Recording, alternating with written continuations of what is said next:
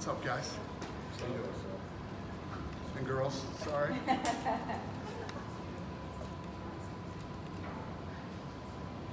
No John Morgan tonight? He's coming. He was finishing a recap in the middle. Huh?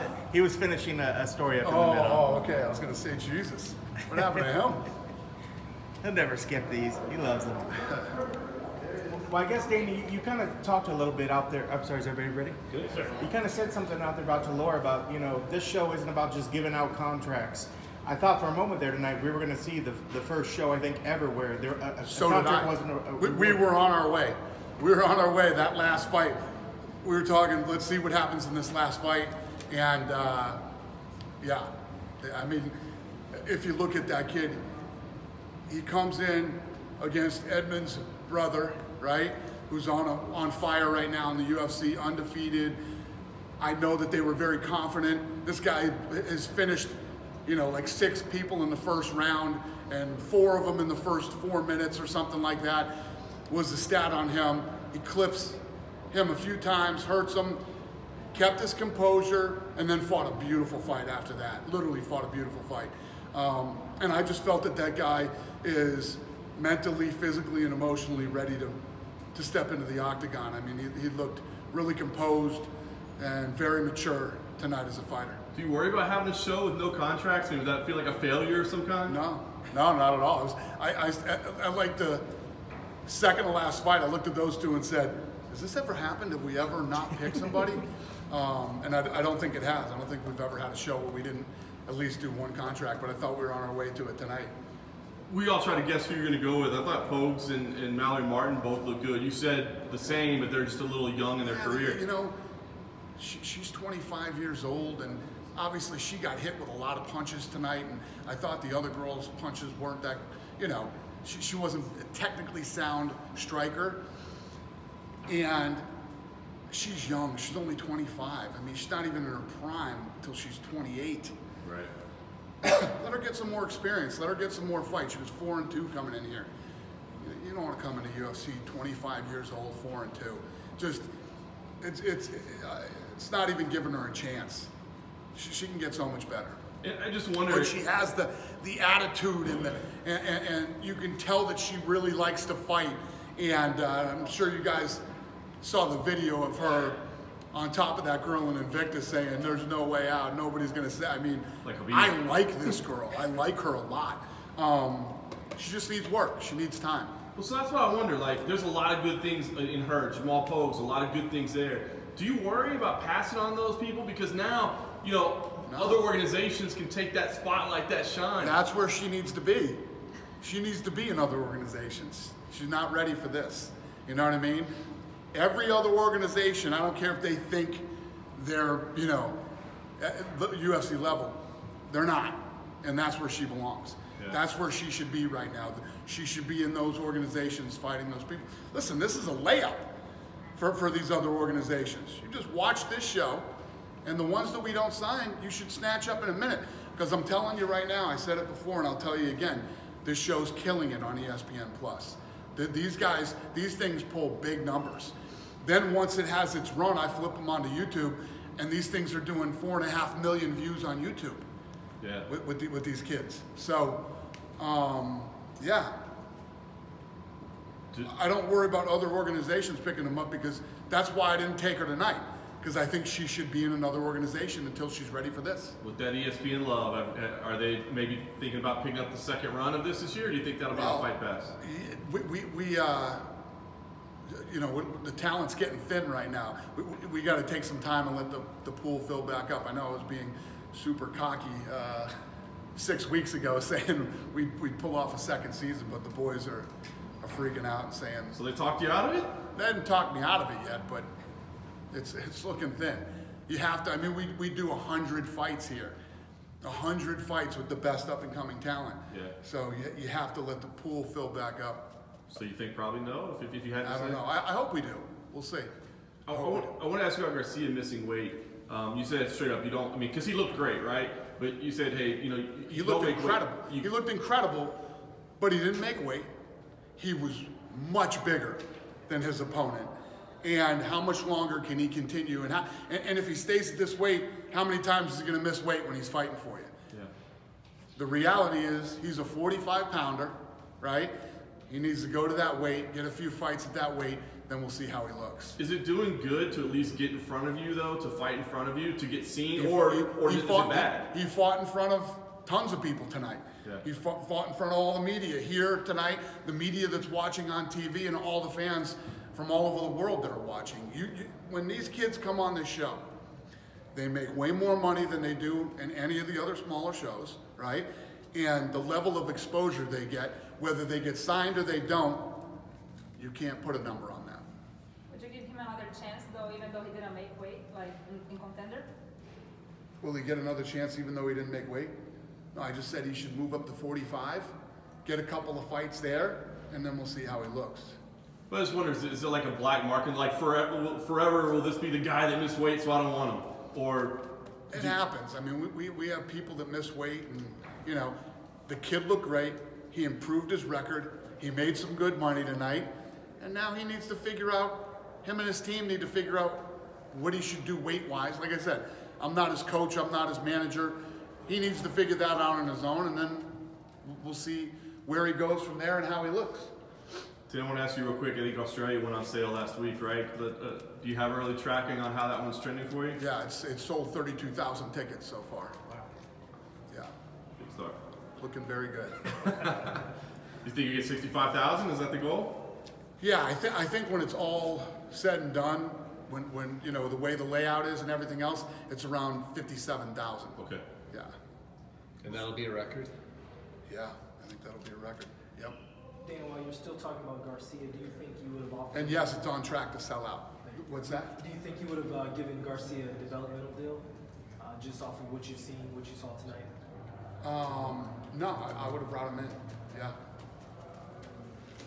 In the video package, Shabazian said that, you know, remember he was supposed to fight in week 1 and Right. he didn't. He said it wasn't weight related. I'm just curious, does him and his team ever like communicate to you guys what the reason? Because you obviously gave him another. Yeah, I can't remember what it was.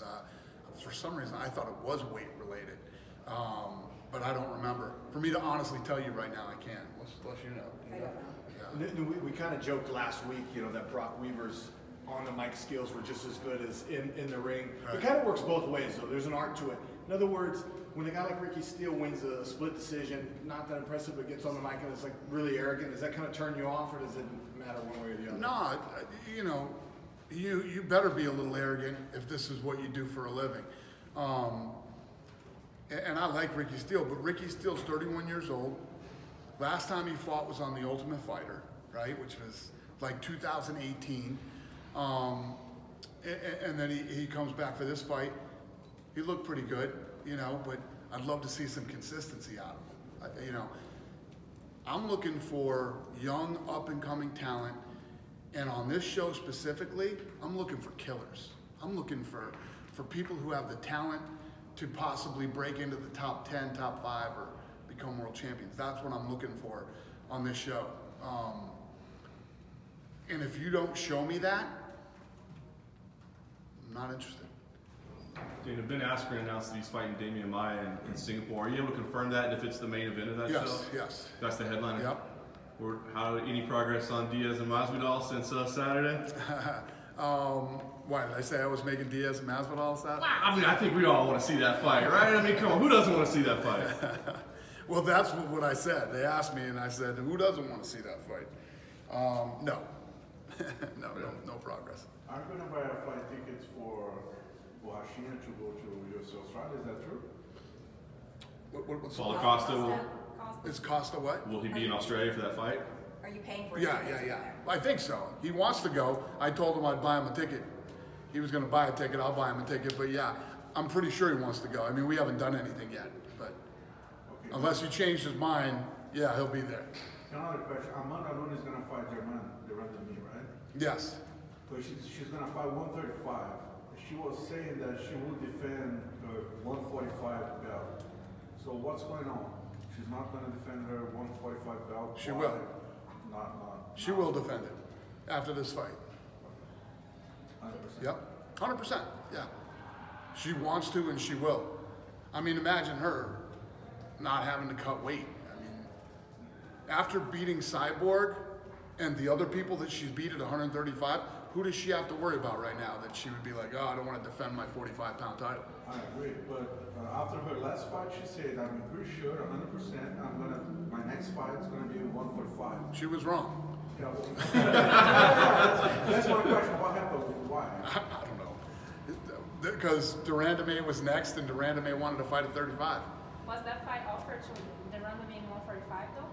Oh, I have no idea. Doesn't matter. It doesn't really Did you ever matter. end up talking to Cyborg again after everything that went down? Did y'all? No. We never talked again. Did you tender the paperwork that she needed to be free, or has people contacted you about a contract? Are you kidding me? Yeah. If I didn't send her the paperwork, you'd have heard about it. Fair enough. Yeah. Cejudo told us that he wants to fight Aldo if that fight is possible. I want to know your opinion. Who said that? Henry Cejudo? Yeah. So, right now, we have some things playing out at 135 pounds. What we'd like to see Cejudo do is defend his title against Benavidez. Benavidez is ready. It's the right thing to do. If he can't, then he needs to give up one of the belts. Do you think Aldo could make 135? No. I don't think Aldo could make. Aldo has a tough time making 45. No. Do you know when you think Cejudo would be ready? Huh? Do you know when Cejudo should be ready? That I don't know. Okay. He said January or January. beginning of next year. So. But if he could do it in January, face Benavidez, then he could keep both titles. And Yeah. yeah. But it just needs to be 125 first. Exactly. Yeah, he needs to defend that title. First of all, we're playing some things out to see who's going to be the next challenger at 35. Benavidez is ready to go. He deserves it. And he's got to win over Cejudo. Does Aldo need to prove you that he can make 135 though before? Aldo sent me a text telling me that he wants to do this. So we really haven't talked about it, but I just, you know, there's no way that kid can make 35 pounds. There's no way. No way. Do you remember when you know, when he was the champ and everything, how hard it was for him to make 45 pounds? And he's not any younger. So I honestly, I haven't even taken that serious, you know? Love Aldo, and I want to do what he wants to do. But I don't think I want to see him try to cut to 35. I don't think that's going to be good for him. You gonna be here next week, or are you gonna Yeah, leave I for fly China? out right out. Right after? I fly out right after. Are you? I know you mentioned like, hey, I'm gonna be there even if I'm there by myself. Are you worried at all? I mean, I know China's such an amazing market for you guys and big opportunity, and all this stuff's going on. No, I'm not worried. Yeah, I am ready to roll. I'm excited for that fight. Obviously, very important fight for China. First ever Chinese fighter going for a world title. And then Brazil, we all know how much Brazil loves having champions and, you know, how dominant they've been through the years. So very important for them to keep the title. And then you stay in China before you go to Abu Dhabi, or how does that work? I go straight to Abu Dhabi from China, yeah. How excited are you for that to be back in Abu Dhabi? Kind of, you know, you guys are partners again or whatever. Yeah. Are you feeling especially excited about this title fight? Yeah. You know, the Crown Prince over there and the whole family from Sheikh Taknoon and those guys have always been great. They're huge fans. They all train. So I got Matt Serra and Dean Thomas going over there with me, and we're going to do some looking for a fight style stuff all week. So the Abu Dhabi has set up things for us to do every day over there. So it's going to be fun. It's going to be a lot of fun. Have they given you an indication? Is it going to be like, you know, tough on Poirier over there? Is this like a 100% pro Habib crowd? Is this going to be like enemy territory? 100%. I mean, I don't know. I haven't heard what first of all, it's sold out immediately. So I don't know what the ratio is of Middle Eastern, you know, Muslims to, you know, not.